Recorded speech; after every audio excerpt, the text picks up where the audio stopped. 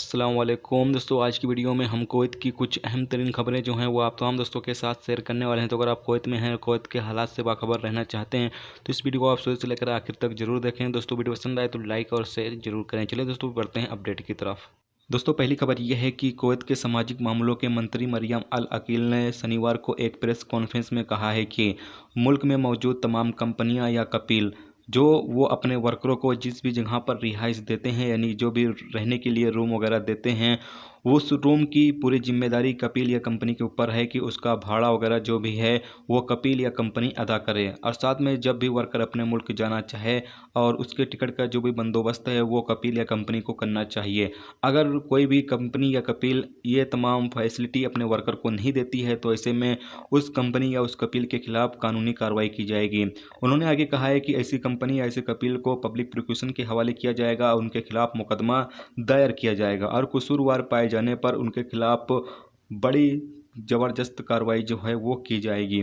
आगे उन्होंने ये कहा है कि कुवैत में मौजूद कुवैती शहरी और गैर मुल्कियों को इस जुर्म से लड़ने के लिए और जो अन्याय हो रहा है यानी कि जो गलत हो रहा है उसको रोकने के लिए मिलकर साथ में काम करना होगा इस खास मुश्किल के दौर में, यानी कि जो ये मुश्किल दौर चल रहा है इस हालात में साथ में मिलकर काम करना होगा। अगली खबर यह है कि कुवैत में जो कर्फ्यू है वो 23 अप्रैल को मुमकिन ख़त्म होने वाला था, लेकिन अभी मुमकिन उम्मीद ये पाई जा रही है कि इसको 2 हफ्ते के लिए और भी बढ़ाया जा सकता है, क्योंकि कुवैत में जो कोरोना वायरस के मरीज़ हैं वो अभी तक कंट्रोल में नहीं आए हैं। दिन पर दिन मरीजों की जो तादाद है वो बढ़ती ही जा रही है, जिसकी वजह से मुमकिन है कि कर्फ्यू की जो टाइमिंग है यानी कर्फ्यू की जो डेट है वो आगे भी बढ़ सकती है, यानी कि 2 हफ्ते के लिए कर्फ्यू जो है वो आगे बढ़ाया जा सकता है। अगली जो खबर है वो खबर यह है कि कुवैत में इन दिनों 5 बजे के बाद कर्फ्यू लागू हो जाता है, जिसके बाद सड़कें जो हैं वो सुनसान हो जाती हैं। इसीलिए जो सड़कों के मरम्मत करने वाले वर्कर हैं वो इन दिनों सड़कों की मरम्मत कर रहे हैं, क्योंकि सड़कें जो हैं वो पूरी तरीके से खाली हो जाती हैं। तो जहाँ जहाँ पर सड़कें ख़राब हैं उसकी मरम्मत का जो काम है वो चालू है।